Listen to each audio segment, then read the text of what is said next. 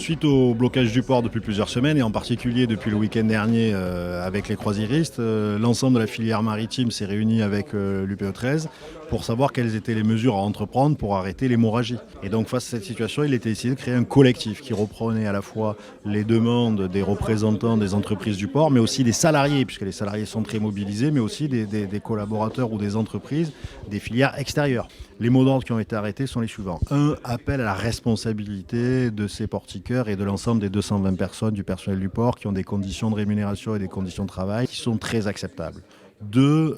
Expliquer à l'ensemble de nos concitoyens que surtout la grève qui a lieu aujourd'hui sur le port n'a rien à voir avec la grève des retraites, avec les mouvements sociaux des retraites. Et 3e point, en ce qui concerne le pétrole, l'État nous a expliqué pour modifier les situations prévues dans les autres ports français dans la loi, avec notamment ce qui est fait au Havre ou ailleurs, qu'on était dans une situation de contexte stratégique pour le pétrole sur le grand port maritime de Marseille, a pris cet argument pour faire en sorte que le port qui était minoritaire ou qui devait être minoritaire devienne égalitaire, voire aujourd'hui soit à 60%. Donc aujourd'hui on dit ça suffit, Marseille n'est pas un port à part, n'est pas quelque chose à part, et puis puisque l'État dit que c'est stratégique, qu'il démontre, qu'il mette les moyens nécessaires, qu'il fasse intervenir les forces de l'ordre, parce qu'effectivement c'est pas une totalité de personnes qui veulent pas travailler, les dockers veulent bien travailler, les pilotes du port veulent bien travailler, les gens des raffineries veulent bien travailler, que ceux qui ne veulent pas travailler puissent faire la grève, mais n'empêchent pas les autres de travailler.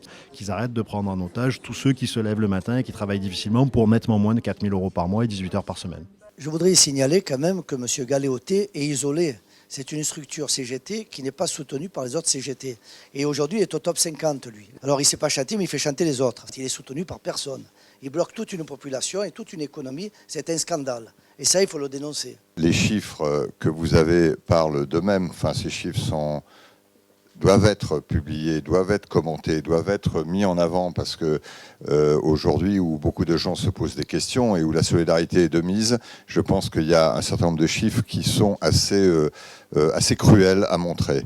Nous, les agriculteurs, nous ne comptons pas nos heures. Donc, quand on voit tout ce qui se passe, c'est un scandale. Le gros problème, c'est que nous travaillons à date fixe avec la grande distribution. Ce sont des promotions qui sont prévues longtemps à l'avance. Donc, vous imaginez dans la grande distribution les conséquences que ça a, les pénalités de retard que ça enclenche. Alors, si la solution n'est plus de passer par Fos, j'ai contacté mes transitaires ce matin en leur demandant la possibilité de pouvoir débarquer à Anvers, parce que beaucoup plus simple et surtout sans risque.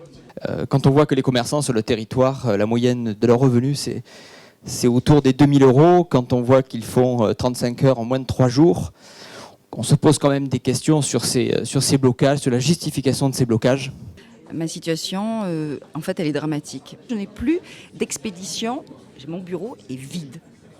Ce vide-là nous hante à tous, toute profession.